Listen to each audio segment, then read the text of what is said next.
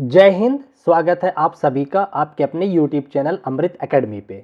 जैसा कि आप लोगों को पता है, आपके एग्ज़ाम्स की डेट बहुत करीब आ चुकी है और आप लोगों की काफ़ी डिमांड थी कि सर हिंदी का जो है पैराग्राफ यानी कि जो गद्यांश और पद्यांश आते हैं वो, और प्लस इसमें जो इम्पोर्टेंट व्याकरण है उसको करा दिया जाए। और आप लोगों ने पेडागोजी की क्लास देखी लिखी, हमने मैराथन करा रखा है, तो आज आपकी भारी डिमांड पे मैंने वो क्लास तैयार करी है। ठीक है, और वीडियो में लास्ट तक बने रहना। आज की क्लास से आप लोगों को पैराग्राफ करना और गद्यांश वाले और पद्यांश वाले पार्ट में काफ़ी हेल्प मिलेगी, और इससे रिलेटेड जो कुछ भी व्याकरण है उसको भी मैं आप लोगों को समझाने की पूरी कोशिश करूंगा। ठीक है ना, तो एक एक चीज़ को बाकायदा आप लोग समझिएगा। तो चलिए बिना टाइम वेस्ट किए आज की क्लास को आगे बढ़ाते हैं।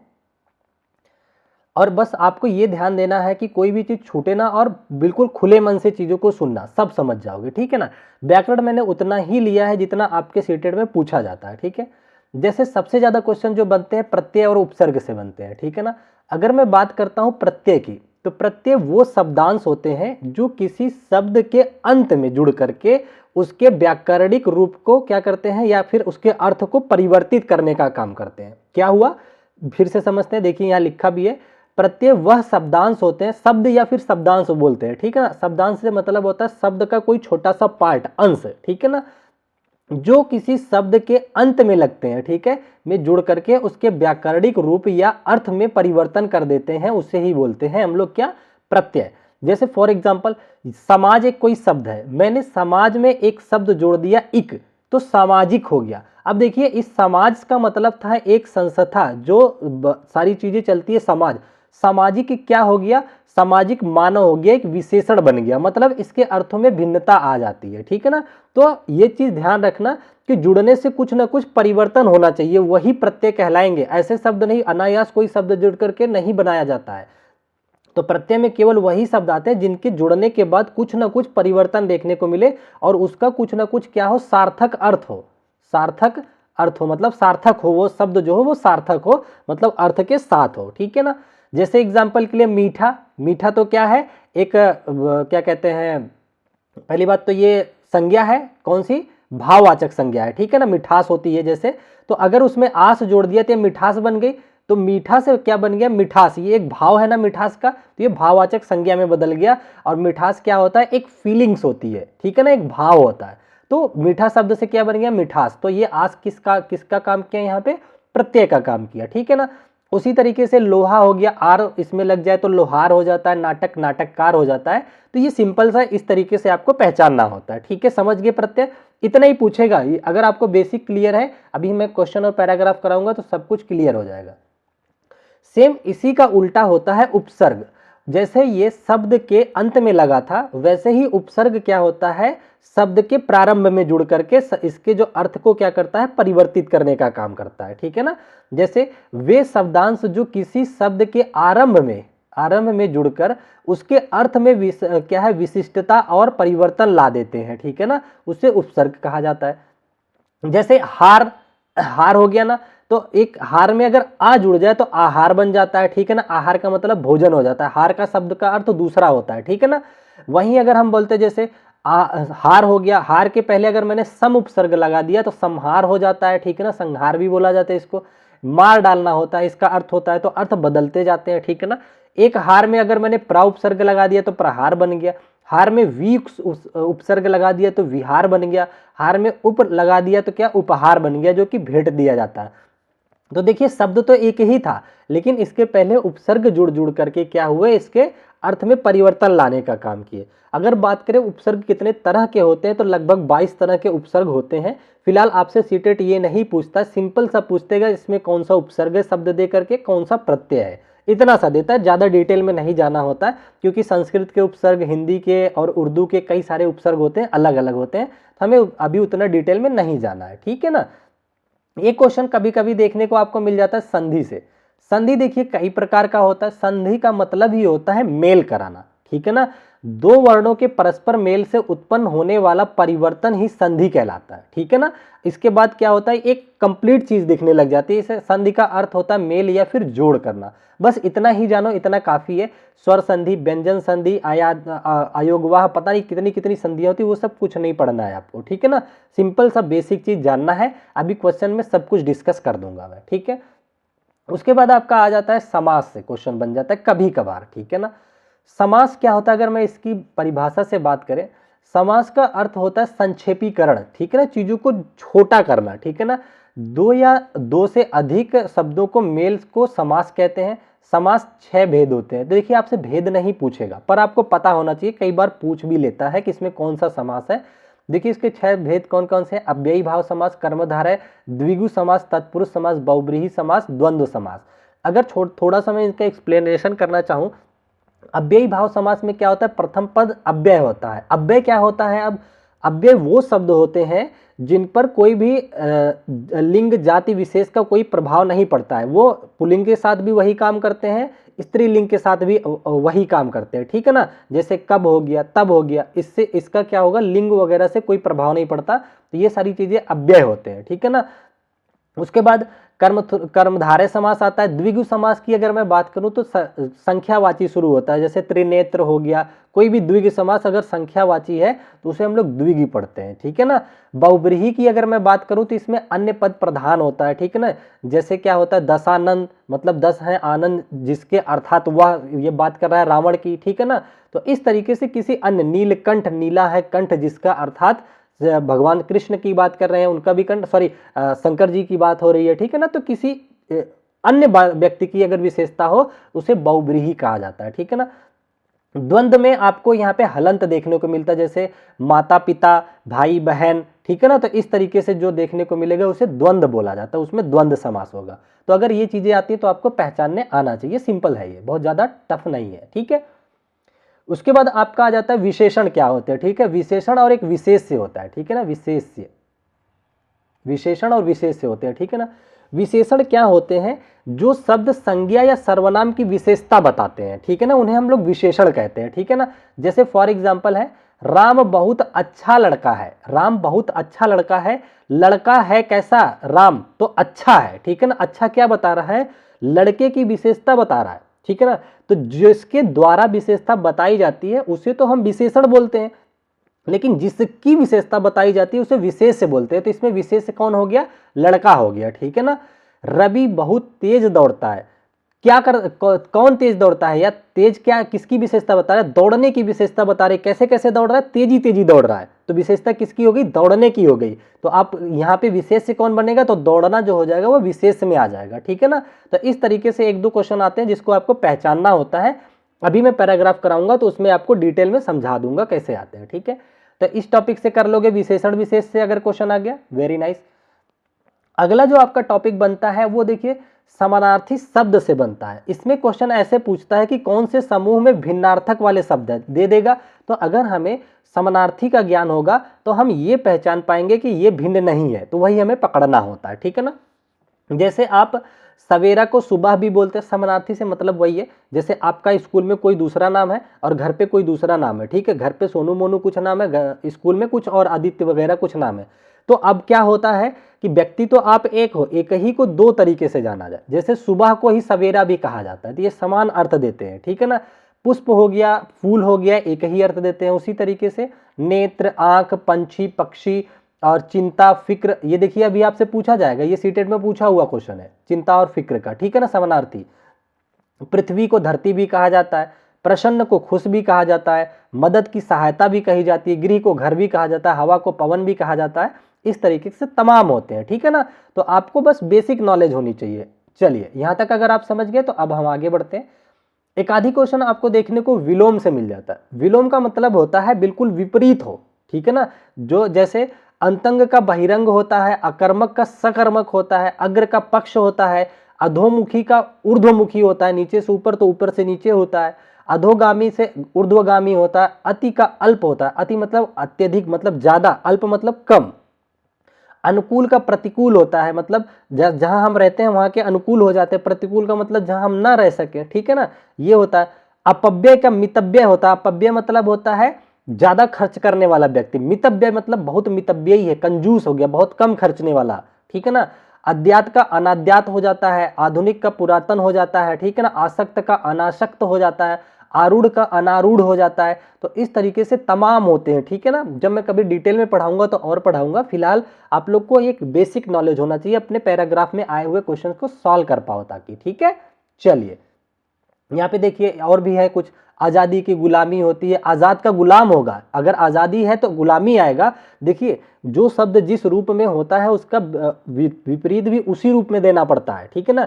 अगर शब्द देता है आज़ाद तो उसका गुलामी नहीं होगा, आज़ाद का गुलाम होता है, ठीक है ना। इच्छुक का प्रतिच्छुक होता है, अनिच्छुक भी होता है, ठीक है ना। इच्छा का अनिच्छा भी होता है, ठीक है ना। तो इस तरीके से आपको कुछ बेसिक पता होना चाहिए, ठीक है। यहां तक समझ गए। चलिए अब हम आज शुरू करते हैं आज का अपना गद्यांश को एक देखेंगे और कोशिश करेंगे कि इसकी आंसर्स कैसे करें, ठीक है ना। पहले मैं गद्यांश शुरू करने से पहले आप लोगों को कुछ विशेष बातें बताता हूं जिसका कि आपको गद्यांश करते टाइम ध्यान रखना होता है, ठीक है ना। पहली बात तो ये कि गद्यांश में जो भी तथ्य दिए गए हैं उसको सत्य मान करके ही आपको आंसर करना होता है, ठीक है ना। दूसरा ये हमेशा कोशिश करना कि पहले क्वेश्चंस पढ़ लेना तब जाकर के गद्यांश पढ़ना, ठीक है ना। इसको बोलते हैं बॉटम अप अप्रोच, ठीक है ना। एक होता है टॉप डाउन अप्रोच जिसमें हम पहले पैराग्राफ पढ़ के फिर क्वेश्चन पे आते हैं। एक होता है हमारा बॉटम अप अप्रोच जिसमें हम लोग पहले क्वेश्चन समझते हैं फिर उससे रिलेटेड क्वेश्चन करते हैं। अब देखिए मैं आपको यही बताऊंगा कि बॉटम से अप जाइए आप, ठीक है। क्यों? क्योंकि जब आप क्वेश्चन पढ़े रहेंगे ना तो उसके कुछ ना कुछ कीवर्ड आपके दिमाग में घूम रहे होंगे, ठीक है। तो जब उसके बाद आप पैराग्राफ पढ़ोगे तो वो वर्ड दिखते ही आपको एकदम से टकरा जाएंगे कि ये पूछा गया था, तो आपको आंसर ढूंढने में जल्दी होती है, ठीक है ना। ये बात आप समझ गए। अच्छा दूसरी बात ये आपको ध्यान रखना होता है कि जब आप क्वेश्चंस पढ़ो, ठीक है ना, तो वो सार्वभौम में सत्य होने चाहिए कि आपको ये दिखना चाहिए कि अगर इसे गद्यांश में ना भी पढ़ूं तो ये वाला आंसर तो कतई हो ही नहीं सकता। आपको आंसर एलिमिनेट करना आना चाहिए चाहे बिना पैराग्राफ पढ़े। और एक चीज ये मान के चलो, आपकी जो सीटेट में पैराग्राफ पूछता है वो आधुनिक विज्ञान से पूछ लेगा, जैसे आपसे पूछ लेगा चैट जीपीटी पे पूछ लेगा, एआई पे पूछ सकता है, या विज्ञान का क्या हमारे जीवन में सपोर्ट है वो पूछ सकता है, या फिर आपको क्या करता है कुछ अध्यात्म चीज़ों से दे देता है कि आध्यात्मिक चीज़ें हो गई, हमें योग करना चाहिए, प्राणायाम, इन सारी चीज़ों से रिलेट होता है। तो सबसे पहली बात तो आपको ये पता होना चाहिए अगर ऐसे गद्यांश बनते हैं तो अगर आपको नहीं भी पता है तो आप डेली लाइफ में ये चीज़ों से वाकिफ तो हैं, चैट जीपीटी हमारे लिए क्या करता है, इन सारी चीज़ों से तो आप वाकिफ थोड़े बहुत तो होंगे ना। आप उस बेसिस पे आंसर करना, क्योंकि गद्यांश कोई भी गलत धारणा से नहीं पढ़ाया जाता है या कोई भी गलत विचार लेकर के नहीं दिया जाता आपके एग्जाम में। जो होगा वो समाज की भलाई के लिए होगा, व्यक्ति की भलाई के लिए होगा, हमेशा कुछ ना कुछ पॉजिटिव ही आंसर उससे रिलेटेड होगा। तो ये आपको तय होना चाहिए।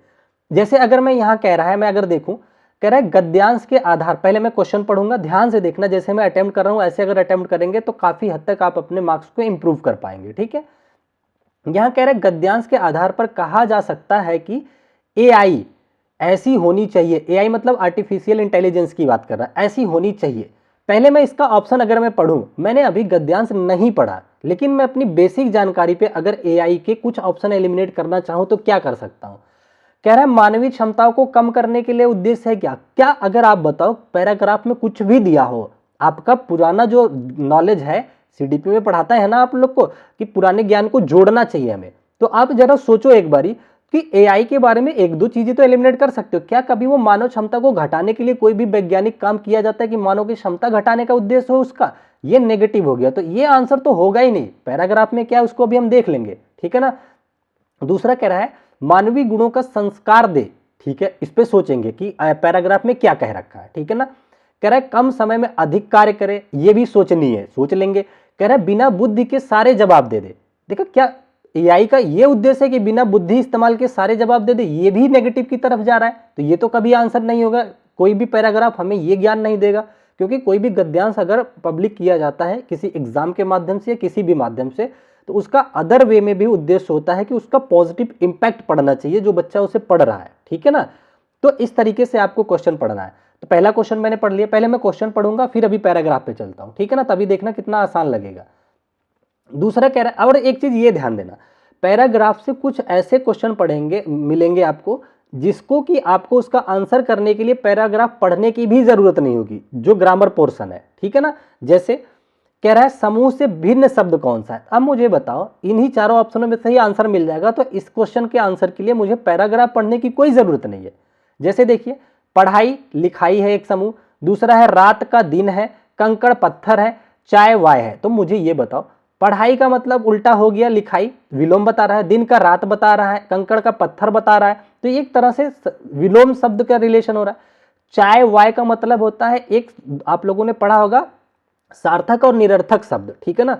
तो चाय तो एक सार्थक शब्द है। कुछ भी जो सार्थक शब्द होते हैं जब अपने भारतवर्ष के ग्रामीण क्षेत्रों में आते हैं ना, तो उनका एक निरर्थक वाक्य बन जाता है जो फ्लो बनाने के लिए बोला जाता है। जैसे बोलते हैं ना घर में चाय वाय, पराठे सराठे खा लो भाई, चाय Y P low, coffee Sophie कुछ मंगवा दो, तो इस तरह के ठंडा वंडा कुछ आ जाए, तो ये जो होते हैं ना, जो सपोर्ट में आते हैं, उन्हें बोला जाता है कौन से शब्द, ये तो सार्थक हो गया, निरर्थक शब्द होते हैं, ठीक है। तो ये बाकी तीन ऑप्शन में आपके तो जो रिलेशन था वो विपरीत का था, लेकिन क्या यहाँ विपरीत का लगा? नहीं, तो यही आपका आंसर हो गया, यही भिन्न है। तो बताओ, इसको करने के लिए आपको पैराग्राफ पढ़ने की जरूरत ही नहीं थी, ठीक है। तो जो बॉटम अप अप्रोच है उससे एक फायदा ये भी आपका हो जाएगा कि आपको ज्यादा टाइम नहीं लगेगा। जिन क्वेश्चनों में पैराग्राफ की जरूरत ही नहीं है उसको तो हम वैसे ही कर सकते हैं, ठीक है ना। चलिए आगे बढ़ते हैं, जो पैराग्राफ पे डिपेंड है उनको वहीं करेंगे, ठीक है ना।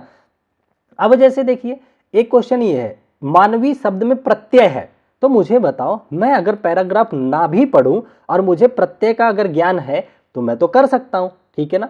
तो आपको मैंने बताया था कि जब भी इसका प्रत्यय बनाने के लिए शब्दों को बिखेरेंगे, आप विच्छेद करेंगे शब्दों का, तो दोनों के दोनों सार्थक आने चाहिए। एटलीस्ट पहला वाले का तो कुछ सार्थक बनना चाहिए।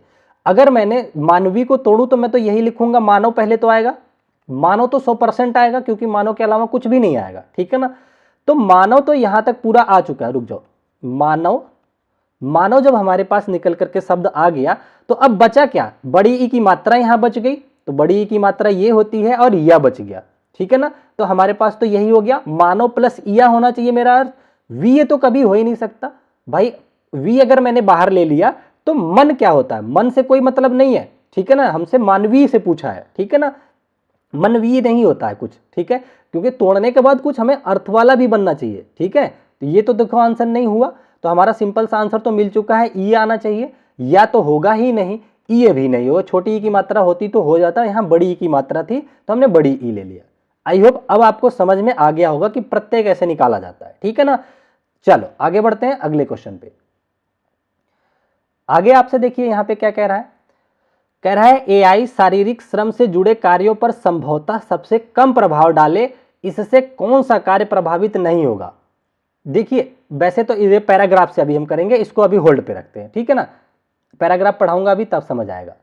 अगला क्या कह रहे हैं, एआई को जन्म देने वाला कारक कौन सा है? आवश्यकता। ये भी देखो पैराग्राफ से रिलेट करेगा कि किस वजह से पैराग्राफ में कहा है एआई को जन्म देने का। अगर आपके पास टाइम नहीं होता पैराग्राफ को मतलब पढ़ने का, और ऐसी सिचुएशन आ जाती है कि एग्जाम के एकदम लास्ट पे हो, कॉपी छूटने वाली है, तो उस सिचुएशन में आप अपना दिमाग लगा सकते हो एआई के क्यों बनाया गया है। क्या आवश्यकता को देख करके, तकनीकी को देख करके, सभ्यता को देख करके, या मानव किसने बनाया है? तो मानव ने तो बनाया है, सिंपल सा इसका आंसर मानव आप दे सकते हो, ठीक है ना। फिलहाल हम अभी पैराग्राफ भी पढ़ेंगे, ये उन केसेस में आप करना जब आपके पास टाइम की किल्लत होगी, ठीक है ना। चलिए आगे बढ़ते हैं। देखिए एआई का अर्थ है, मुझे बताओ इस क्वेश्चन के लिए मुझे पैराग्राफ पढ़ने की कोई जरूरत नहीं है। एआई का फुल फॉर्म पूछा है, आर्टिफिशियल इंटेलिजेंस होता है, सिंपल सा, ठीक है ना, तो ये आप कर सकते हैं। अगला क्या कह रहा है, एआई से शिक्षा जगत भी प्रभावित होगा, यह प्रभाव नकारात्मक सकारात्मक, इसके लिए हमें वो पैराग्राफ पढ़ना है, तो इसको हम पैराग्राफ से करेंगे अभी, ठीक है ना। अच्छा अगला क्या कह रहा है, चिकित्सा से जुड़े कार्य करने में एआई भविष्य में क्या सहयोग देगा। पहली बात, इसमें भी कुछ तो नहीं हम एलिमिनेट कर सकते हैं। कह रहा है डॉक्टरों को जॉब देगा। बताओ एआई क्या डॉक्टरों को जॉब देने का काम करेगा? अगर सपोर्ट शिक्षा में करेगा तो कुछ पॉजिटिव वे में करेगा, ये जॉब तो प्रोवाइड करेगा नहीं, मेरे हिसाब से तो ये आंसर हो ही नहीं सकता। अस्पतालों की संख्या बहुत बढ़ा देगा या अस्पतालों की संख्या कम कर देगा? कभी तो कम करेगा ही नहीं। पहली बात तो कोई भी चीज अगर विज्ञान ने बनाया है तो वो किसी दूसरी चीज को नुकसान तो नहीं पहुंचाएगा, ठीक है ना। इनडायरेक्ट वे में भले हो जाए, लेकिन डायरेक्टली हमें एक सामाजिक तौर पे भी देखना होता है, ठीक है। तो इसका आंसर तो ये भी नहीं होगा। फिलहाल मैं अभी पैराग्राफ को पढ़ लूंगा तो राइट आंसर तभी आप लोगों के साथ दूंगा। ये हो गया, ठीक है ना। अब हम चलते हैं अपने पैराग्राफ पे, ठीक है। आ जाइए, मैं आपको एक बार पैराग्राफ पढ़ता हूं, वहां से कुछ चीजें हमें समझ में आएंगी। अब ये रहा आपके सामने पैराग्राफ था जिसको 121 से 128 तक क्वेश्चन करना था इसमें। चलिए इसको देखो हम ध्यान से पढ़ेंगे। कह रहा है हाल ही में मेडिकल इंडस्ट्री के एक जानकार दावा कर रहे थे कि भविष्य में डॉक्टरों यानी कि डॉक्टरों सर्जनों की जरूरत भी कम होने वाली है। ये एक दावा था, ठीक है, कोई बात नहीं है। कह रहे हैं क्यों कि एआई के जरिए लक्षणों को समझा जाएगा। तो एआई क्या काम करेगा, लक्षण जितने हैं उसको समझ लेगा खुद, आपकी केस हिस्ट्री एआई को पता रहेगी। इसने देखो अब ये बताया कि जो एआई रहेगा वो केस हिस्ट्री उसे पता रहेगी कि जैसे हम अगर मरीज हैं तो क्या एआई को हमारे केस हिस्ट्री के बारे में पता रहेगा कि इनको क्या क्या दिक्कत है, कैसे कैसे ट्रीट इनका चल रहा है। वहां पे डॉक्टरों को थोड़ा सा कम वैल्यू मिलेगा, ठीक है। फिर कह रहे हैं कि ताजा हालात पूछ ली जाएगी और प्रिस्क्रिप्शन आपके हाथ में होगा। मतलब एआई ये सब काम कर लेगा, जाओगे हालचाल पूछ करके प्रिस्क्रिप्शन दे देगा कि ये करना है, ये नहीं करना है, ठीक है। आगे कह रहे हैं कि शारीरिक श्रम से जुड़े कामों को शायद सबसे कम अवसर देना पड़े। अगर आपने क्वेश्चन पढ़ा है ध्यान से मेरे साथ, तो आपने एक क्वेश्चन पढ़ा होगा, एक कुछ इस तरह से रिलेटेड क्वेश्चन था कि अगर शारीरिक श्रम कम हो जाए तो सबसे अधिक इफेक्ट किस पे पड़ेगा। हालांकि यहाँ तो मेरे पास स्क्रीन नीचे क्वेश्चन है, आपके साथ हार्ड कॉपी पास ही रहेगा, तुरंत अपने दिमाग में क्लिक हो जाएगा, तुरंत पढ़ते ही फंस जाएगा, इसीलिए मैंने कहा पहले क्वेश्चन पढ़ना। तो कह रहा है शारीरिक श्रम से जुड़े, देखिए शारीरिक श्रम से जुड़े कामों को शायद सबसे कम असर पड़ने वाला है। यहां पे देखिए दिया शारीरिक श्रम से। फिर कह रहा है यह समझने का वक्त है कि एआई से फायदे होंगे या नुकसान। अभी तो इस नकली बुद्धिमत्ता को इंसान ने ही जन्म दिया है। यहां पे देखो आ गया ना, एक क्वेश्चन पूछा था कि इसका जन्मदाता या कारक कौन है, क्या बोला, देखो लिखा, देखो अपने आप टकरा रहा है ना। ऐसा नहीं कि मैंने रटा हुआ है, रटा नहीं है, मतलब क्वेश्चन अभी मैंने पढ़ा है तो मेरे दिमाग में क्वेश्चंस घूम रहे हैं कि कौन कौन से क्वेश्चन मुझे देने हैं। जब आप एग्जाम में होगे तो आपके दिमाग में भी घूमेगी चीजें, ठीक है ना, जब आप पढ़े रहेंगे क्वेश्चन को ध्यान से। फिर से पढ़ता हूं, कह रहा है यह समझने में, अच्छा यहां पे है उसका नियंत्रण, अच्छा यहां पे जन्म दिया है, लेकिन एआई वरदान ही और भस्म, ठीक है ठीक है, अभी तो इस नकली बुद्धिमत्ता को इंसान ने ही जन्म दिया है, ठीक है ना, इतना बात समझ में आ गया। फिर कह रहा है उसका नियंत्रण है लेकिन एआई वरदान रहे या भस्मासुर ना बने, ये ध्यान देना है हमें। फिर कह रहे हैं कि उसके लिए यह सोचने की जरूरत भी है कि मानवीय बुद्धिमत्ता के स्तर को इतना ऊंचा कैसे उठाया जाए कि एआई उस पर हावी ना हो सके। हमें इस चीज, देखो एक भी कोई नेगेटिव नहीं तथ्य दिया जाता है किसी भी पैराग्राफ में, हमेशा समाज के पॉजिटिव वे में दिया जाता है, ठीक है ना। कह रहा है अब अगर चैट जीपीटी बनाया जा, अच्छा अब अगर चैट जीपीटी बनाया है तो फिर पढ़ाई लिखाई और इम्तिहानों का वह कौन सा हो जो बिना एआई के युवकों और बच्चों को बौद्धिक स्तर को परख सके। अब देखो यहां कह रहे हैं कि एआई आ गया तो हो सकता है कि बच्चों को परखने में अब दिक्कत हो कि कौन सा बच्चा एआई से पढ़ के आया जो अक्सर आंसर एग्जैक्ट लिख रहा है। तो अगर मुझे ये बताओ कि कुछ ना कुछ हद तक मुझे ये दिख रहा है कि एआई आने से अगर एग्जाम की बात करें तो बच्चों पे नेगेटिव की तरफ ले जा रहा है कि नहीं, इस पैराग्राफ से पढ़ो।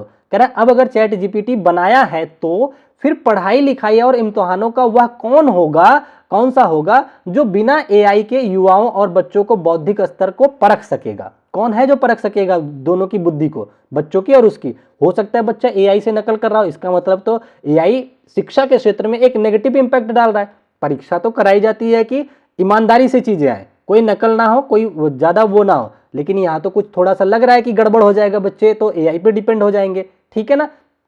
इससे भी रिलेटेड आई थिंक अब अगर क्वेश्चन ध्यान से पढ़ेंगे तो मिला होगा। दूसरा कह रहे हैं कि यह सवाल ऐसे हैं जिनके जवाब दे पाना मुश्किल है, पर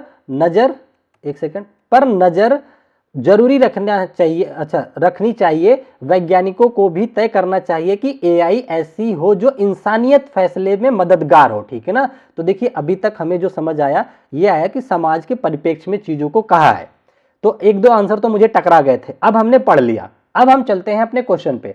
यहां देखो थोड़ा मुझे लगेगा कि आपको लग रहा होगा कैसे होगा, लेकिन जब आपके हाथ में हार्ड कॉपी होगी ना तो ये दिक्कतें नहीं आएंगी। देखो पहला क्वेश्चन हम पढ़ते हैं। पहला कह रहा है कि गद्यांश के आधार पर कहा जाता है कि एआई होनी चाहिए। मानवीय क्षमताओं को कम करने की कोई गद्यांश में बात नहीं हुई है। मानवीय गुणों का संस्कार दे। अभी अगर मैं लास्ट में ही देखूं, देखो क्या कह रहा है ना, एआई ऐसी होनी चाहिए जो इंसानियत फैसले में मददगार हो, संस्कार दे। मतलब देखो कई बार ना आपको क्वेश्चन की भाषा और पैराग्राफ की भाषा एग्जैक्ट नहीं देगा, आपको समानार्थी चीजें ढूंढना पड़ेगा कि कौन उसके सपोर्ट में बातें कर रहा है। तो मुझे तो ये दिख रहा है यहाँ पे मददगार हो, संस्कार दे, सपोर्ट करे या उसको बढ़ावा दे, इस तरह के शब्द आ सकते हैं क्वेश्चन, तो बिल्कुल आ सकते हैं। तो सिंपल सा मुझे आंसर दिख गया कि मानवीय गुणों का संस्कार दे, ये तो सही है। कम समय में अधिक कार्य करे, पूरे पैराग्राफ में कहीं पे भी इस बात का जिक्र नहीं किया गया है। तो आई होप अब आपको समझ आ गया होगा कि किस तरीके से हमें अपने आंसर्स फाइंड आउट करने होते हैं। ठीक है, चलिए ये तो हमने कर ही दिया था। देखिए आंसर अगला क्या कह रहा था, ये भी हमने कर दिया था। यहां पे देखिए कह रहा है, देखिए एआई शारीरिक श्रम से जुड़े कार्यों पर संभवतः सबसे कम प्रभाव डाले। अभी मैंने कहा था ना कि एक पैराग्राफ में आपको दिखाया था कि ये क्वेश्चन पूछा गया था। अब कह रहा है शारीरिक श्रम पर सबसे कम प्रभाव डाले, तो मुझे बताओ 4 ऑप्शनों में ऐसा कौन सा है जिसमें शरीर की ज्यादा इस्तेमाल होती है। चिकित्सा में दिमाग लगाया जाता है, हाथ थोड़ा बहुत इस्तेमाल होता है, ये आंसर नहीं होगा। शिक्षण काम में तो भी दिमाग लगाया जाता है, अब मैं पढ़ा रहा हूं तो शरीर ऐसा थोड़ी है कि मैं फावड़ा चला रहा हूं या कूली का काम कर रहा हूं, तो ये भी आंसर नहीं होगा। आविष्कार करने में भी दिमाग का ज्यादा इस्तेमाल होता है, ये भी आंसर नहीं होगा। खेती बाड़ी एक ऐसा काम है जहां पे शरीर का इस्तेमाल ज्यादा होता है, बल का इस्तेमाल ज्यादा होता है, चाहे वो कृत्रिम तरीके से हो, चाहे आधुनिक या पुरातन तरीके से हो, चाहे किसान खुद काम करे या ट्रैक्टर चला के काम करे, लेकिन शारीरिक श्रम यहाँ चारों ऑप्शन में सबसे अधिक देखने को मिल रहा है। तो यही इसका करेक्ट आंसर हो जाएगा। समझ गए? तो इस तरीके से हमें एक्टिव रूप से अपने क्वेश्चंस को पढ़ना होता है, ये हमने बता ही दिया था। अच्छा देखो, मैंने अभी बताया था ना कि कौन जन्मदाता है, अब उसने लिखा था इंसान, पर डायरेक्ट ऑप्शन नहीं दिया। इंसान का समानार्थी क्या होता है? मानो एक पैराग्राफ में एक लाइन अभी मैंने पढ़ा था कि जहां तक देखा जाए कि जो ये मतलब आर्टिफिशियल बुद्धि है उसका जन्मदाता तो इंसान ही है, ऐसा वर्ड एक लाइन मिला था आपको, पर इंसान डायरेक्ट ना दे करके मानव दे दिया है, तो समानार्थी ही तो देगा। आवश्यकता से कोई बात नहीं किया, सभ्यता से नहीं किया, तकनीकी से नहीं किया। तो इस तरीके से अगर आप करेंगे अपने पैराग्राफ को सॉल्व तो आसानी से कर पाएंगे, ये हमने बता ही दिया था आपको। अगला क्या कह रहा है, एआई से शिक्षा जगत में प्रभावित होगा। मैंने अभी बताया कि शिक्षा जगत में अगर होगा तो बच्चा देख करके चीजें आंसर कर सकता है। थीसिस लिखने की बात आएगी तो बच्चा खुद दिमाग नहीं लगाएगा, एआई को बोलेगा कि इस टॉपिक पे थीसिस लिख के दो, वो लिख के दे देगी, तो हो गया ना नेगेटिव इंपैक्ट। तो यहां से सिंपल सा पता चल रहा है कि नकारात्मक प्रभाव पड़ेगा इसका शिक्षा पर। ठीक है ना, पहली बात तो ये ऐसे भी इन्वेंट कर सकते हो, शून्य होगा ऐसा हो ही नहीं सकता कि कोई चीज आए, सोशल मीडिया आ जाए, इस तरह से भी बन सकता है, कल को आपको सोशल मीडिया बन सकता है, तो शून्य प्रभाव तो कभी नहीं हो सकता। कोई चीज बना है तो वो प्रभाव जरूर डालेगा। ठीक है ना, अत्यधिक हो सकता है ये भी नहीं होगा, और सकारात्मक नकारात्मक हमें गद्यांश से पता चल गया। चलो आगे बढ़ चलते हैं अगले टॉपिक पे, अगले क्वेश्चन पे। कह रहा चिकित्सा, यहाँ पे देखो कह रहा चिकित्सा से जुड़े कार्य करने में एआई भविष्य में क्या सहयोग करेगा। तो केस हिस्ट्री की बना देगा, ये बात तो कहा था उसने, तो ये आंसर हो सकता है। अस्पतालों की संख्या बहुत बढ़ा देगी, पूरा पैराग्राफ में कहीं पे भी इसका जिक्र नहीं हुआ है, तो सिंपल सा यही है जिसका जिक्र हुआ है, तो यही इसका आंसर हो गया। ठीक है ना, तो अगर आप लोग इस तरीके से अपने गद्यांश को करते हैं तो यकीन मानिए आप लोग बहुत जल्दी अपने गद्यांश को एक अच्छी समझ बना पाएंगे। ठीक है ना, अब एक और है, मैं इसी वक्त इसको भी करा देता हूं उसी मेथड पे, ताकि आप लोग इस बार अपना थोड़ा दिमाग इस्तेमाल कर पाए। पैराग्राफ है, मैंने बोला पैराग्राफ में पहले नहीं करता, पहले देखिए 129 से 35 तक के मैं क्वेश्चंस पढ़ूंगा, जो खुद हो जाएंगे उसको फिर सोचेंगे। देखिए मैं पैराग्राफ नहीं पढ़ रहा हूं, और ऐसा नहीं है कि 25 इतने बड़े बड़े पैराग्राफ किसी को भी नहीं याद होंगे, मुझे क्या किसी को नहीं याद होंगे, तो ठीक है।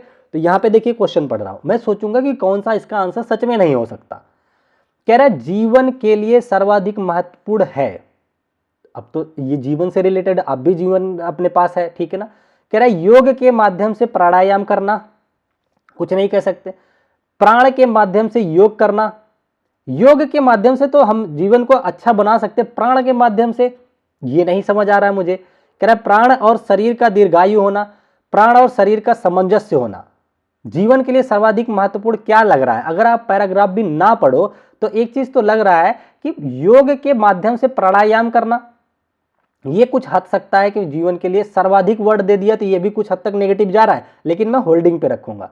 कह रहा है प्राण के माध्यम से योग करना, प्राण के माध्यम से योग नहीं किया जाता है, योग के माध्यम से प्राण को बढ़ाया जाता है, मतलब वायु, प्राण का अर्थ होता है वायु से। कह रहा है प्राण और शरीर का दीर्घायु होना जीवन के लिए सर्वाधिक महत्वपूर्ण है।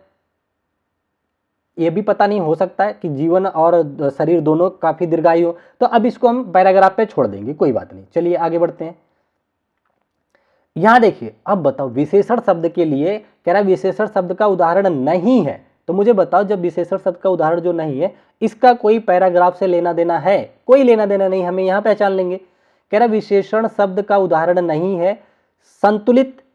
देखिए, आपको पहचानना है कि कौन सा विशेषण है, तो इसके पहले कोई संज्ञा जोड़ दीजिए। जैसे संतुलित आहार, तो ये तो विशेषण का बात कर रहा है, संतुलित आहार होता है, आहार कैसा है, संतुलित है, ठीक है ना। तो ये है, तो ये आंसर नहीं होगा। कह रहा है स्वस्थ, स्वस्थ मनुष्य बोल देते हैं अगर हम, तो मनुष्य कैसा है, स्वस्थ है, तो मनुष्य की विशेषता बता रहा है ये, तो ये विशेषण हो गया, ये आंसर नहीं होगा। व्यवस्थित, क्या अगर मैं कहूं कि मेरी पुस्तकें अलमारी में व्यवस्थित हैं, कैसी रखी हुई ये पुस्तकें, तो व्यवस्थित है, ये प्रकार उसका वर्णन कर रहा है, तो ये भी अच्छा आंसर है, ये नहीं होगा। स्वास्थ्य, क्या कोई संज्ञा लो करके आप स्वास्थ्य बना सकते हो? स्वास्थ्य व्यक्ति, स्वास्थ्य व्यक्ति कभी होता है क्या? स्वास्थ्य तो व्यक्ति का होता है, स्वस्थ व्यक्ति होता है, स्वास्थ्य नहीं होता है। तो यहाँ पे ये विशेषण नहीं है, तो आपका सी आंसर करेक्ट हो जाएगा, ठीक है ना। समझ आ रहा है आप लोगों को हिंदी? हिंदी में सीटेट के लिए यहाँ पर इस प्लेटफॉर्म पे पहली बार पढ़ा रहा हूँ। आप लोग बता देना अगर समझ आ रहा है, तो थोड़ा सा कमेंट कर देना कि यस सर समझ आया, कोई नहीं, पर मैं पूरी एफर्ट डाल रहा हूँ कि आपको समझा सकूँ, ठीक है ना। अगला आपसे क्या कह रहा है? कह रहा है प्राण वायु को सशक्त बनाने के अभ्यास में खाली जगह है। यहाँ पे खाली जगह है, कह रहा है प्राण वायु को सशक्त बनाने के अभ्यास खाली जगह में है शिक्षा, तो इसको भी हम उस पर छोड़ देते हैं, ठीक है ना। देखते हैं पैराग्राफ में क्या दे रखा है। अगला कह रहा है कि प्राण वायु शरीर के हर अंग में संतुलित और खाली जगह होकर बहती है। तो इसको भी हम देख लेंगे, अभी पैराग्राफ पे छोड़ देते हैं। वैसे इसका आंसर करना चाहे तो कर सकते हैं। प्राणवायु मतलब जो सांस है, शरीर के हर अंग में संतुलित होकर किस तरह से बहेगी? उत्तेजित होकर के थोड़ी ना, सांस या बहुत तेज उत्तेजना के साथ तो नहीं बहती, तो ये तो नहीं होना चाहिए। बहुत धीरे भी नहीं चलती है, ये भी नहीं होना चाहिए। अव्यवस्थित होकर के, तो ये वर्ड ही नेगेटिव है, कभी पॉजिटिव कौन सर का आंसर हो ही नहीं सकता। मेरे हिसाब से तो व्यवस्थित होना चाहिए कि प्राणवायु शरीर के हर अंग में संतुलित और व्यवस्थित होकर के बहनी चाहिए। सिंपल सी भी अगर हम जनरल बात करें तो भी यही होगा, ठीक है ना। फिलहाल हम इसको होल्ड पे रखेंगे, इसको अभी देख लेंगे पैराग्राफ में। अगला आपसे कह रहा है रोग का कारण है प्राणवायु का बहुत अधिक बढ़ जाना, प्राणवायु का अंग विशेष में असंतुलन होना, योग के माध्यम से शारीरिक घटना घटना, अपने शरीर की उचित देखभाल न करना रोग का कारण है। तो देखिए प्राणवायु चैप्टर से है ये, तो अभी हम इसको भी पढ़ेंगे वहीं से, ठीक है ना। यहाँ आंसर ऐसे नहीं करेंगे, जिसका हो सकता है उसी का करेंगे। यहाँ पे कह रहा है अच्छे स्वास्थ्य का संबंध खाली जगह से है। अच्छे स्वास्थ्य का संबंध किसके साथ हो सकता है? अच्छे शरीर से, प्राणवायु से, बीमारियों के अभाव में योगाभ्यास से। इसको भी हम तभी देखेंगे, ठीक है ना। रुक जाओ, अगला कह रहा है बुद्धि में, अच्छा ये तो कर सकते हैं हम, यहाँ हमें पैराग्राफ की कोई जरूरत नहीं है। कह रहा है बुद्धि में इक प्रत्यय लगाने से कौन सा शब्द बनेगा? तो बुद्धि में इक प्रत्यय लगाने से बुद्धिक, बुद्धि पहले तो ये भी पढ़ो, पढ़ने के बाद आपको एक फील भी आना चाहिए, ठीक है ना। बुद्धिक कहीं सुने हो क्या? बुद्धिक, बौद्धिक भी नहीं सुने होंगे आप लोग, बौद्धिक या बौद्धिक पढ़ते हैं, ठीक है ना। तो ये तो कभी सुना ही नहीं है, तो ये बन ही नहीं सकता। अगर आपको इसके बारे में पूरी प्रोसेस नहीं भी पता है तो भी आप ऑप्शन एलिमिनेट कर सकते हो। कह रहा है बौद्धिक और बौद्धिक, तो बुद्धि में एक प्रत्यय लगाने से बौद्धिक बनता है, ठीक है ना। तो इस पे आपका जो बौद्धिक नहीं होगा, बौद्धिक नहीं होता है, बौद्धिक होता है, ठीक है ना। तो बी बनेगा यहाँ पे करेक्ट ऑप्शन। तो इस तरीके से अगर आप ऑप्शन एलिमिनेट भी करते हैं, आप बहुत दिनों से हिंदी नहीं भी पढ़े तो भी कर पाएंगे। ये नेक्स्ट पैराग्राफ है, इससे पहले मैं आपको वो सिखा देता हूँ, जो कुछ क्वेश्चन पैराग्राफ पे थे वो मैं पढ़ के बता देता हूँ। अब देखो, अब मैं पैराग्राफ को पढ़ूंगा, मैंने क्वेश्चन पढ़ लिया है, मेरे दिमाग में कई सारे क्वेश्चन घूम रहे हैं। अब एकदम से नहीं याद आएगा आपको, जब आप पढ़ेंगे वो लाइन टकराएगी ना, तो ऑटोमेटिक आपको हिट हो जाएगा कि अच्छा ये बात तो पूछा था उसने, ठीक है ना। चलो, कह रहा है कि प्रश्न उठता है कि प्राण का शरीर के साथ बेहतर तालमेल कैसे बैठाकर रखा जाए, ठीक है ना। पहले ही लाइन में हमें कुछ दिख रहा है कि प्रश्न उठता है कि प्राण का शरीर के साथ बेहतर तालमेल कैसे बैठा करके रखा जाए। ये वर्ड ध्यान रखना, अभी क्वेश्चन कहीं हो सकता है हिट करे। फिर कह रहा है, और एक चीज ये भी बता दे रहा हूं कि जब भी पैराग्राफ क्वेश्चन करना ना, आपके आंसर से या तो शुरुआत की लाइन में छुपे होंगे या बीच में यहाँ कहीं पे मिल जाएंगे या एकदम लास्ट में। मतलब ये मैं एक हाइपोथेटिक्स बता रहा हूँ, अपना पर्सनल व्यू दे रहा हूँ। ज़्यादातर केसेस में ऐसा ही होता है, पर कहीं भी आ सकता है, लेकिन आप इन केस आपको टाइम नहीं है तो ऐसा ध्यान रखना, ठीक है ना। अगला कह रहे हैं कि ऐसा क्या करें कि प्राण शरीर के हर अंग की तरफ संतुलित और व्यवस्थित होकर के बहे। अभी मैंने संतुलित और व्यवस्थित वाले का आंसर आप लोगों को करने की कोशिश किया था, देखिए अपने आप आ गया यहाँ पे कि प्राण कैसे बहे, संतुलित और व्यवस्थित होकर के बहे। अभी आपको क्वेश्चन भी दिखाऊंगा। फिर कह रहा है देखा जाए तो बीमारी और कुछ भी नहीं बल्कि प्राण का उस अंग विशेष में असंतुलित हो जाना है। बीमारी का बात कर रहा है। बीमारी क्या होती है कि किसी शरीर अंग में अगर प्राण असंतुलित चल रहा है, बह रहा है, मतलब तो उसी को बोला है बीमारी। बीमारी और कुछ भी नहीं है। शरीर के अगर हाथ में दर्द है तो इसका मतलब प्राण अच्छे से नहीं घूम पा रहा है। प्राण का मतलब वायु, एयर या ब्लड की बात कर रहा है, ठीक है ना। आगे क्या कह रहे हैं, स्वास्थ्य का अर्थ ही होता है प्राण का समुचित तरीके से समस्त अंगों की तरफ बहना, ठीक है। योग में इस प्राण को बल देने के लिए अनेक अभ्यास करते हैं, ठीक है ना। योग जो कराया जाता है इसी प्राण को बल देने के लिए अनेक अभ्यास करते हैं। यहां बल देने की बात किया है। कह रहा है इनके जरिए हम अपने प्राण को रोज बल देते हैं। किसके जरिए, योग के जरिए, ठीक है ना। और शरीर में होने वाली बीमारियों की रोकथाम कर सकते हैं। यह प्राण केवल हमारे शरीर की ही संभाल नहीं सकता, ठीक है ना। यह मन बुद्धि, प्राण क्या कहां कहां सहायता करता है, मन में भी करता है, बुद्धि में, और प्रत्येक आयाम के जीवन के आयाम में भी रखता है, ठीक है ना। तो अब हमने पढ़ लिया, अब हम करेंगे क्वेश्चन, ठीक है ना। तो आप जब हार्ड कॉपी आपके सामने होगी ना तो पैराग्राफ भी सामने ही होगा, तो ज्यादा चिंता की बात नहीं है, ठीक है ना। आगे कह रहे जीवन के सर्वाधिक महत्वपूर्ण है। जीवन के लिए सर्वाधिक महत्वपूर्ण क्या है, योग के माध्यम से प्राणायाम करना। इस पे ज्यादा बल नहीं दिया गया है, तो ये आंसर तो नहीं है। ये हमने कहा प्राण के माध्यम से योग, ये भी नहीं था कि प्राण और शरीर का दीर्घायु, ये भी कहीं शब्द नहीं, दीर्घायु वर्ड ही नहीं देखने को मिला, तो ये भी नहीं होगा। कि प्राण और शरीर का सामंजस्य, बताया ना कितनी जगह बोल रखा है कि संतुलित होना चाहिए। जब आप ध्यान से अगर पढ़ोगे ना तो अपने आप आपको ये बात फंसी होगी कि प्राण और शरीर क्या होने चाहिए, संतुलित होने चाहिए। संतुलित शरीर में ही क्या होता है, प्राण बहता है। ये सारे वर्ड आपको देखने को मिले हैं, ठीक है ना। तो आप अपने आप से इसका आंसर कर सकते हैं। तो अगर आप ये पता चल जाए कि कौन सा आंसर नहीं है तो कौन सा है, ये अपने आप निकल करके आ जाता है सामने, ठीक है। इसको मैंने बता ही दिया था। आगे बढ़ चलते हैं। यहां पे देखिए कह रहा है प्राण वायु को सशक्त बनाने का अभ्यास में होता है। बल देना मतलब देखिए मैंने बोला था ना, समानार्थक बोलेगा। जब हमने पैराग्राफ पढ़ा था तो वहां एक जगह लिखा था योग जो होता है प्राण को मजबूत बनाने पे बल देता है। बल देना या सशक्त करना एक ही जैसा समानार्थी नहीं है। बल और सशक्तिकरण, सशक्त मतलब बलपूर्वक मतलब वही हो गया। तो यहां सिंपल सी बात हो गई योग की। और अगर मैं देखूं कहीं शिक्षा की बात नहीं की है, कहीं चिकित्सा की बात नहीं की है पूरे पैराग्राफ में, ना ही शिक्षक की बात की है, तो आप 3 ऑप्शन तो वैसे भी काट सकते थे, ठीक है ना। चलो, तो हमने आपको यही इस वीडियो के माध्यम से सिखाना चाह रहा हूं कि कौन सा आंसर होगा, उससे ज्यादा आपको यह पता हो कि कौन सा आंसर नहीं होगा, ठीक है। देखो प्राण वायु शरीर के हर अंग में संतुलित और व्यवस्थित, पैराग्राफ में भी लिखा हुआ था, जबकि मैंने आपको जनरल नॉलेज से भी वैसे भी बताया था कि व्यवस्थित ही इसका आंसर होना चाहिए, ठीक है। अव्यवस्थित जैसा कोई नहीं हो सकता प्राण को लेकर के।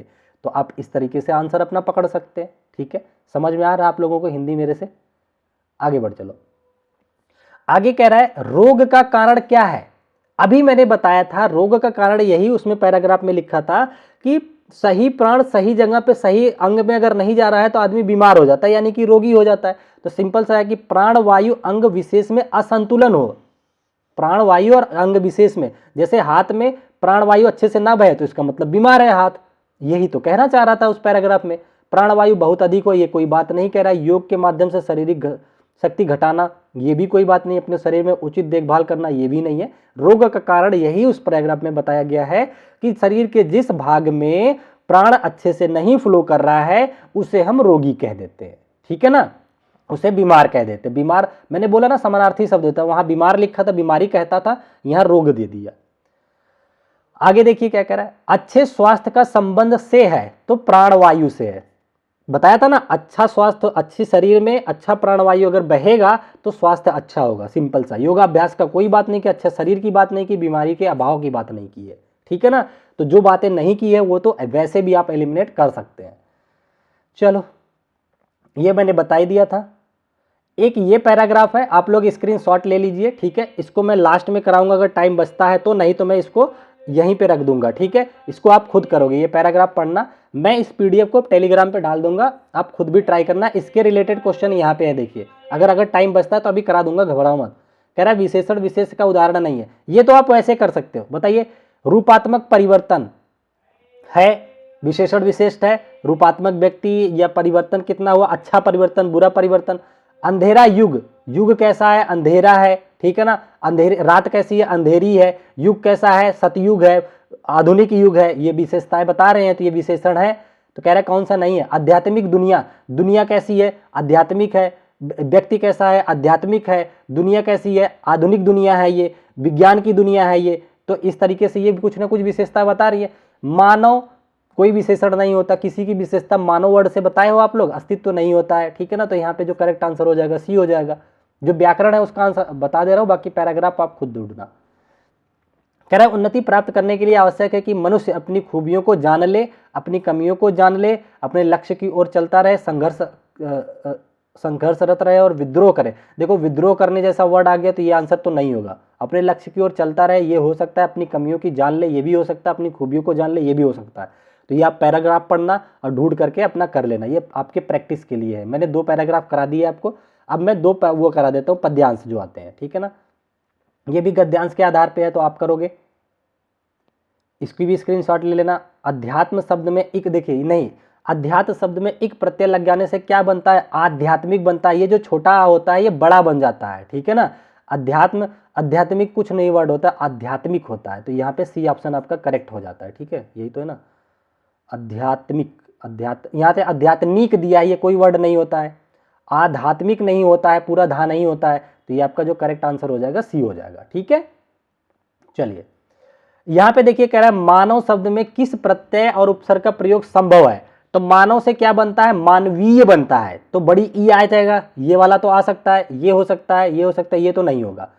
उपसर्ग कौन सा रख सकता है, अमानव। मानव जो मानव ना हो, अमानव हो। अनमानव जैसा कुछ नहीं होता, सुमानव भी कुछ नहीं होता है, अमानव हो सकता है। तो ये तो पहले ही कट गया था, तो आपका ए ऑप्शन करेक्ट हो जाएगा, ठीक है। क्या बनता है, मानवीय होता है, मानवीय बड़ी ई की मात्रा वाला, और अमानव होता है, अमानव। ये शब्द होती है, सार्थक शब्द है, ठीक है ना। तो हमें ये भी ध्यान देना होता है कहाँ पे सार्थक शब्द बन रहा है, कहाँ पे निरर्थक शब्द बन रहा है। आगे आपसे कह रहा है मानव के कौन से 3 पक्ष हैं। तो ये जब आप पैराग्राफ पढ़ोगे तो वहां पे मिल जाएगा। आई थिंक शायद भौतिक, मानसिक, आध्यात्मिक कुछ दे रखा होगा। पैराग्राफ के दूसरे ही चरण में शायद होना चाहिए इसका अर्थ। आदि मानव ने, ये भी पैराग्राफ से ये आप करोगे। उल्लेखनीय परिवर्तन से तात्पर्य क्या है। देखिए उल्लेखनीय परिवर्तन से मतलब होता है महत्वपूर्ण परिवर्तन, बड़े परिवर्तन नहीं होता है। ये आप पैराग्राफ नहीं भी पढ़ोगे तब भी कर लोगे। पुस्तकों में उल्लेखित परिवर्तन को उल्लेखनीय नहीं बोलते हैं, पुरस्कृत नहीं बोलते हैं। उल्लेखनीय का मतलब होता है महत्वपूर्ण, किसी विशेष पर बल दिया जाए। तो साफ साफ दिख रहा था इसका आंसर, तो आप ऐसे भी कर सकते हैं। अगला क्या कह रहा है कि प्रगति प्राप्त करने का व्यवस्थित तरीका किसके पास नहीं था। तो ये भी पैराग्राफ से रिलेटेड है, आप ढूंढ लेना पैराग्राफ में क्या लिखना चाह रहा है। अब मैं आप लोगों को थोड़ा सा पद्यांश के बारे में बता देता हूं, इसके आंसर्स कैसे कटने मतलब करने चाहिए, ठीक है ना। मैं थोड़ा सा पानी पीऊंगा, और अगर वीडियो अच्छी लग रही है तो लाइक और कमेंट कर देना। मेहनत से लगे रहो, 2-4 दिन बचा है, अच्छा करोगे सारे लोग, ठीक है। यहां देखिए कह रहा है कि विकल्प का चयन कीजिए। 100 से 5 तक 5 क्वेश्चन दे रहा है पैराग्राफ पे। कह रहा है कट गया है शीश पर ये शीश है झुका नहीं, राही उसी का नाम है जो राह में रुका नहीं। एक दिन प्रकाश होता है कितनी भी अंधकार हो, सत्य की विजय सदा असत्य की हार हो। सच्चाई साथ में रहे कैसा भी अपना अंत हो, सत्य की विजय सदा असत्य की हार हो। देखो ये आपका पैराग्राफ है, पैसेज है, ठीक है ना। तो कोशिश ये करना है कि इसको बॉटम से डाउन तक लेके आना, मतलब टॉप से डाउन पढ़ना, ठीक है। क्यों, क्योंकि जो पद्यांश होता है ना ये थोड़ा भावक होता है। जब आप इसको पढ़ोगे ना तो ये आपके दिमाग में इसके कुछ वर्ड याद रह जाते हैं जब आप क्वेश्चन करोगे। वैसे इसको भी आप बॉटम अप मेथड से भी कर सकते हैं। चलिए मैं क्वेश्चन करता हूं पहले, तब चलते हैं। कह रहा है कविता में खाली जगह पर सर्वाधिक बल दिया गया है। देखो अब इसको, कविता को पढ़ना जरूरी था, किसकी बात करी जा रही है, ध्यान से पढ़ो। कह रहा है कट गया है शीश पर ये शीश है झुकना नहीं, मतलब कि जो शीश है वो कट गया पर ये झुकना नहीं चाहिए, शीश कटा दो वो चलता है, ठीक है ना, मतलब वीरता की बात कर रहा है अभी तो। राही उसी का नाम है जो राह में रुका नहीं, ठीक है ना। एक दिन प्रकाश होता है कितनी भी अंधकार हो, मतलब जीवन में कितनी भी कठिनाइयां हो, एक ना एक दिन ऐसा आता है जब वो आप लाइफ में कुछ अच्छा करते हो, लाइफ में आगे बढ़ते हो, आपकी लाइफ में कुछ चमक आती है, ठीक है ना। कह रहा है सत्य की विजय सदा असत्य की हार हो। यहां पे देखिए पूरे सारांश का बल दिया जा रहा है, विजय हमेशा सत्य की होती है, असत्य की हार होती है।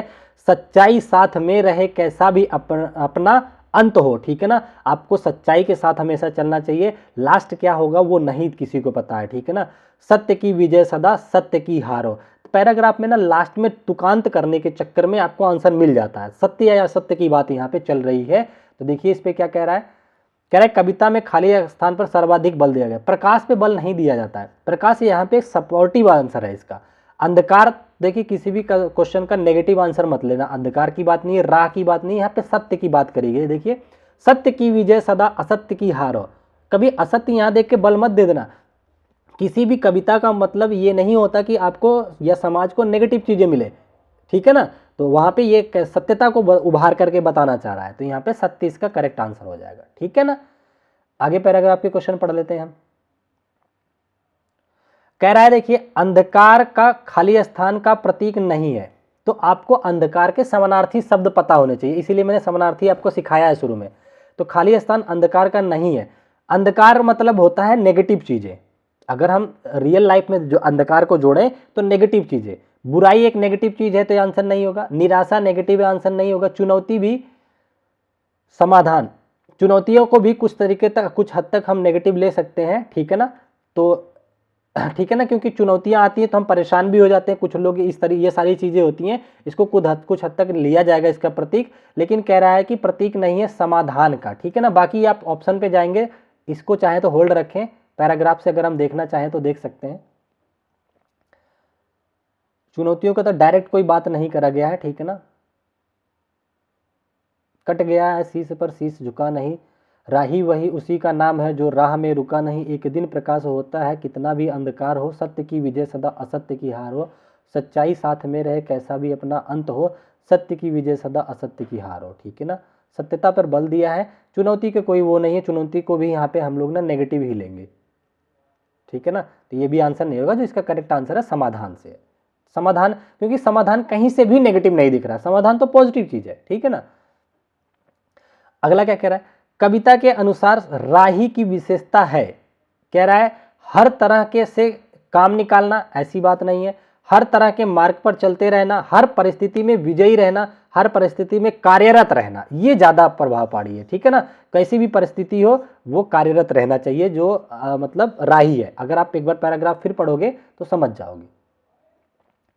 अगला क्या कह रहा है, कविता के अनुसार किसी भी स्थिति में सिर नहीं कटाना चाहिए। देखिए कविता के अनुसार सिर कटाने से मतलब इसका भावार्थ लिया जाता है, क्योंकि ये पद्यांश है, डायरेक्ट सिर कटाने से मतलब नहीं था उसका। सिर कटाने से का मतलब ये था कि आपको अपने स्वाभिमान को जिंदा रखना है, अगर धरती पे पैदा हो गए तो कुछ बन के दिखाओ, कुछ करके दिखाओ, समाज के लिए देश के लिए कुछ करके दिखाओ। कभी भी कविता वाले चैप्टर का आप डायरेक्ट आंसर मत लेना, वहां पे भावार्थ की बात होती है, भावों की चर्चा होती है। तो सिर नहीं कटाना, ये तो पूरा डायरेक्ट हो गया, ये आंसर नहीं होगा। कह रहा है अंधकार नहीं होना चाहिए, कविता के अनुसार किसी भी स्थिति में अंधकार, ये भी डायरेक्ट हो गया, ये आंसर नहीं है।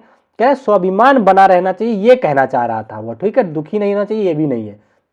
कहने का उसका ये ही मतलब था कविता के अनुसार कि व्यक्ति का जो स्वाभिमान वो बना रहना चाहिए, चाहे कैसी भी परिस्थिति है, हर परिस्थिति में इंसान को डटे रहना चाहिए, अपनी कमियों को ढूंढना चाहिए और उससे उबार करके आगे बढ़ना चाहिए, ठीक है ना।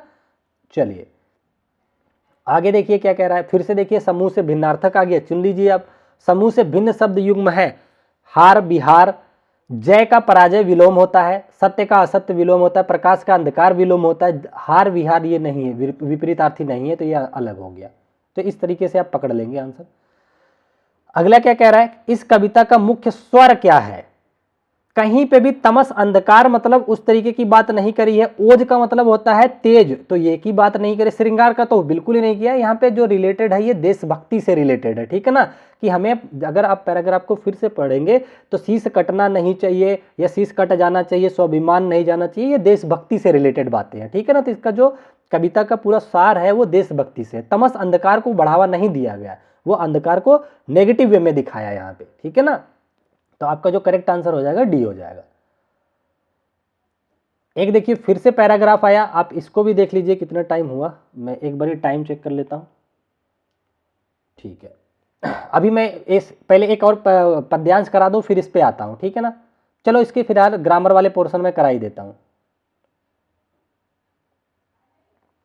देखिए कह रहा है प्राण से बहना चाहिए, खाली जगह है, इसको करा देता हूं। अभी क्वेश्चन पढ़ लिया हमने। कह रहा है ऊर्जावान, शक्तिवान और शांत स्वभाव का बने रहने के लिए आवश्यक है, ये भी पैराग्राफ से है। यदि प्राण वायु व्यवस्थित रूप से बहता है तो क्या नहीं होगा, ये भी पैराग्राफ पढ़ना पड़ेगा एक बारी। प्राण वायु का गहराई और धीमी गति से बहना में सहायता करता है, ये भी पैराग्राफ से डिपेंड है। मानव जीवन में सर्वाधिक महत्वपूर्ण क्या है, विशेषण, विशेषण शब्द है, ये पकड़ सकते हैं हम लोग। विशेषण बताओ कौन सा है, धैर्यवान व्यक्ति और शांत मन, घबराहट शांत, ठीक है ना। विशेषण शब्द है जो किसी की विशेषता बताए, किसी व्यक्ति या वस्तु की विशेषता बताए, उसे विशेषण कहते हैं, ठीक है ना। धैर्य, धैर्यवान मतलब व्यक्ति, धैर्य, धैर्य तो शब्द हो गया, ये नहीं होना चाहिए, ठीक है ना। शांत पानी, शांत मन, यहाँ पे शांत सबसे करेक्ट आंसर लग रहा है, ठीक है ना। मन तो खुद ही संज्ञा हो गया, ये विशेषता नहीं बता रहा है, ठीक है ना। मन कैसा है, शांत है, तो विशेषण कौन सा हो गया, शांत हो गया, जो मन की विशेषता बता रहा है, ठीक है ना। तो ये तो घबराहट भी नहीं होगा, घबराना होता है। यहां पे देखिए संधि का आ गया क्वेश्चन, कह रहा है सुनिश्चित में उपसर्ग और मूल शब्द क्या है। सुनिश्चित देखिए सु एक उपसर्ग होता है और निश्चित एक अपने आप में शब्द है, तो इसका करेक्ट आंसर होता है सु प्लस निश्चित। सुनिश्चितता ये तो होगा नहीं, उपसर्ग की, वैसे भी उपसर्ग की बात किया है तो जो भी टूटेगा आगे से टूटेगा, पीछे से नहीं, तो ये पीछे से प्रत्यय टूटता है, ठीक है ना।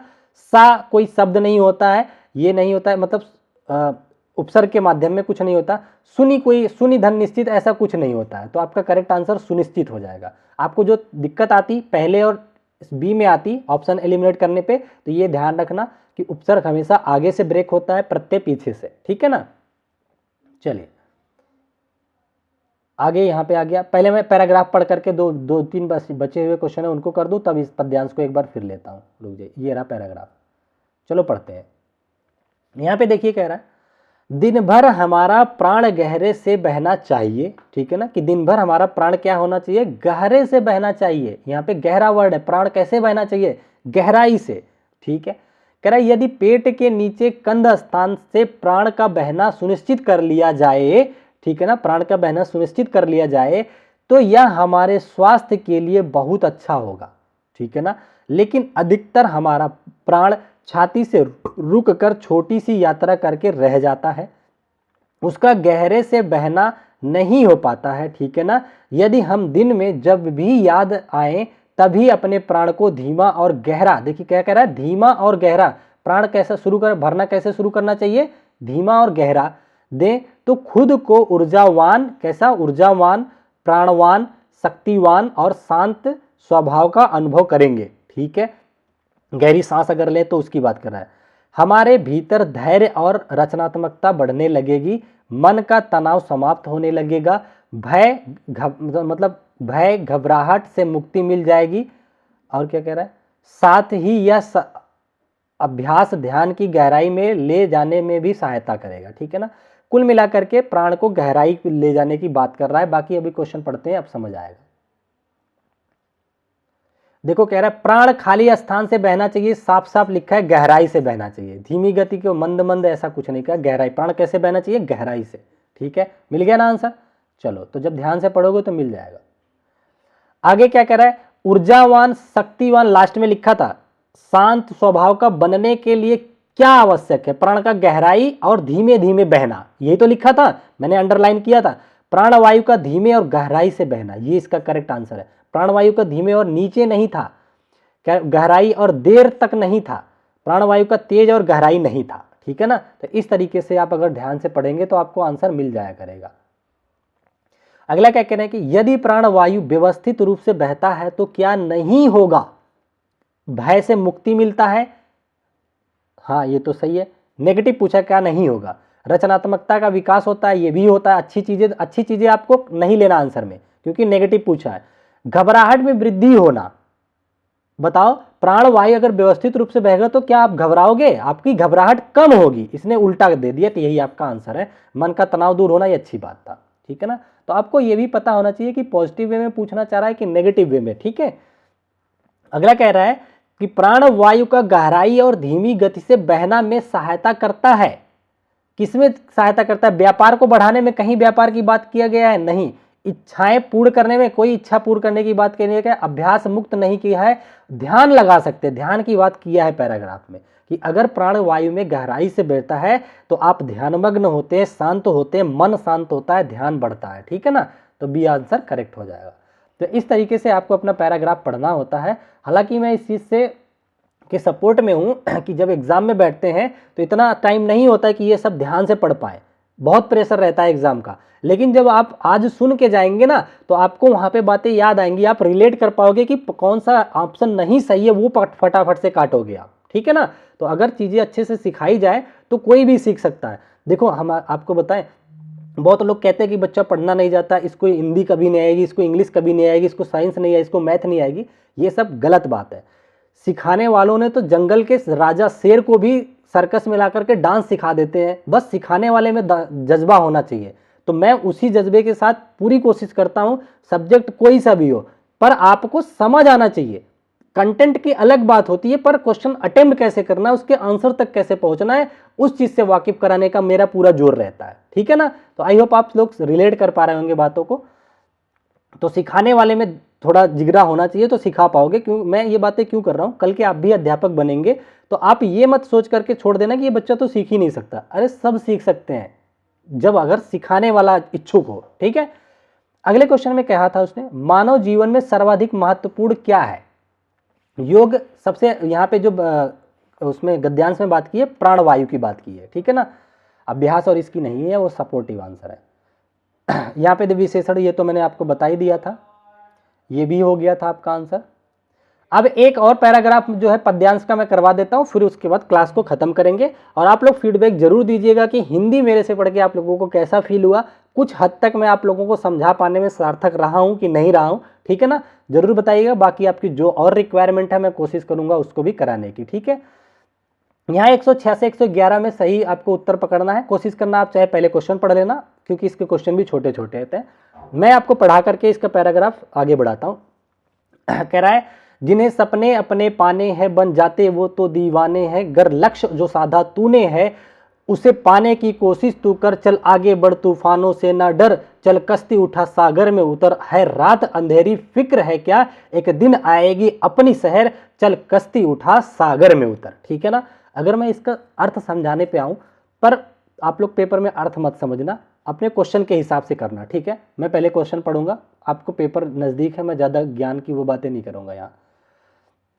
यहाँ पे देखिए कह रहा है कि कविता के अनुसार अपने सपनों को पूर्ण करने के लिए आवश्यक क्या है। अगर मैं पहली लाइन कविता की पढ़ूं, आपको अपने सपने पूरे करने के लिए क्या जरूरी है?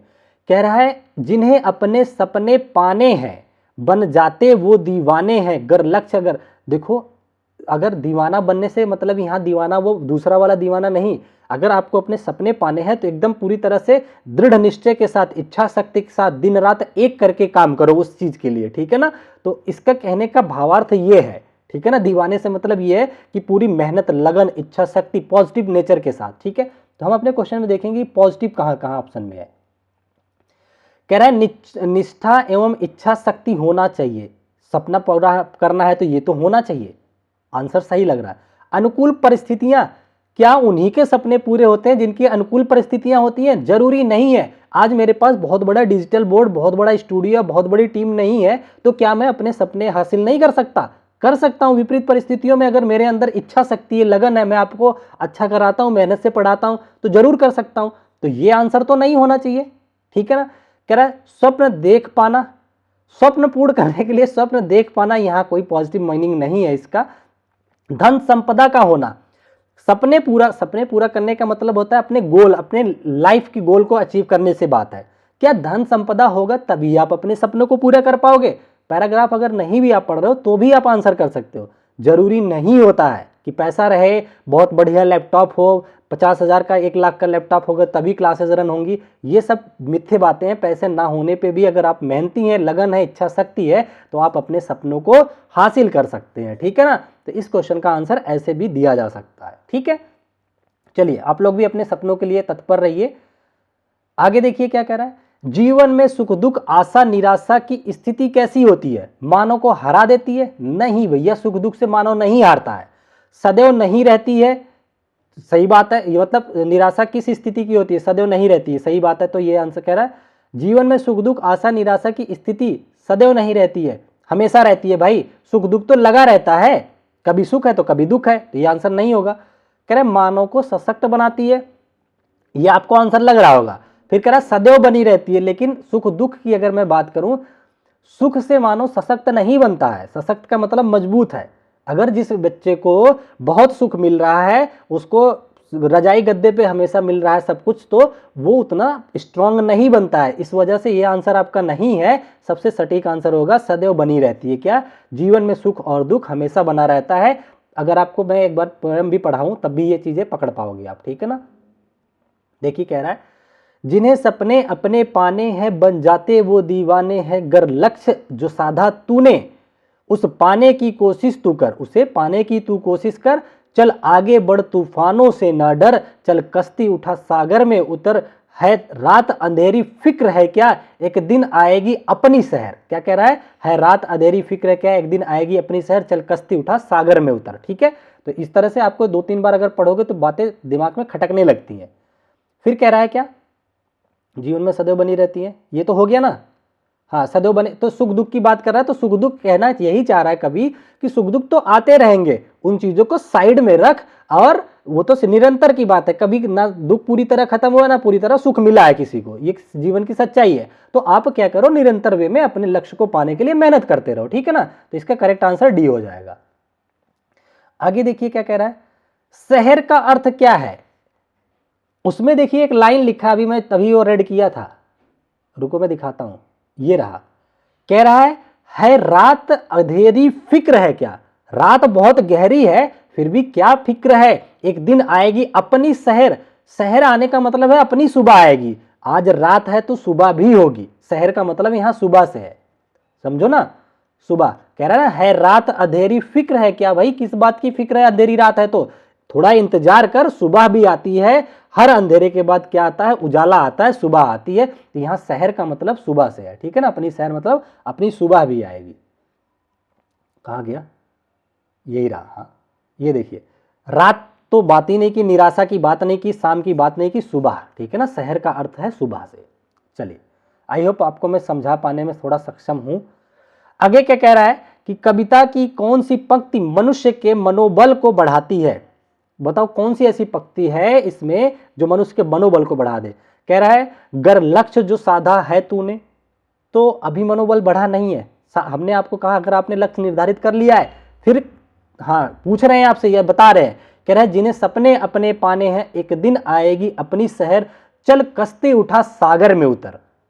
यहां मनोबल बढ़ाने का काम किया है कि भाई सो मत, उठ और अपने सपने के लिए निरंतर प्रयास कर, मेहनत से लग जा, उतर जा उस मतलब सपन रूपी सागर में उतर जा जिसे तुझे हासिल करना है।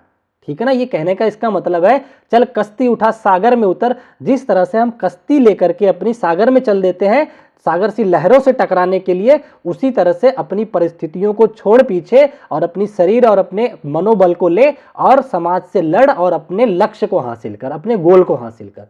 ठीक है ना, तो यहां पे जो करेक्ट आंसर है वो डी हो जाएगा। आई होप आपको समझ आ रही होंगी बातें। ठीक है, अगला देखिए क्या कह रहा है। कह रहा है कविता के मुख्य स्वर के रूप में कौन सा वाक्यांश उचित होगा। मुख्य स्वर के रूप में कौन सा वाक्यांश उचित हो रहा है। कह रहा है जो साधा है तूने, या फिर कह रहा है सागर में उतर, एक दिन आएगी, कह रहा है रात अंधेरी। ये नहीं, यहां पे सबसे ज्यादा बल देना चाह रहा है कि जो पूरा पैराग्राफ जब पढ़ोगे ना तो वो आपको जगा करके, नींद से उठा करके आपके शरीर रूपी कश्ती को लेकर के मतलब सागर रूपी स्वप्न को पार करना है आपको, अपने सपनों को पाना है, ठीक है ना। सागर रूपी जो आपका विडंबनाएं हैं आपके समाज में, आपके जीवन में, उसे काट करके छील करके आगे बढ़ना है, ठीक है ना। यहाँ पे जो ज्यादा बल दिया गया है सागर में उतरने से है, ठीक है ना। तो आई होप आप समझ पा रहे होंगे।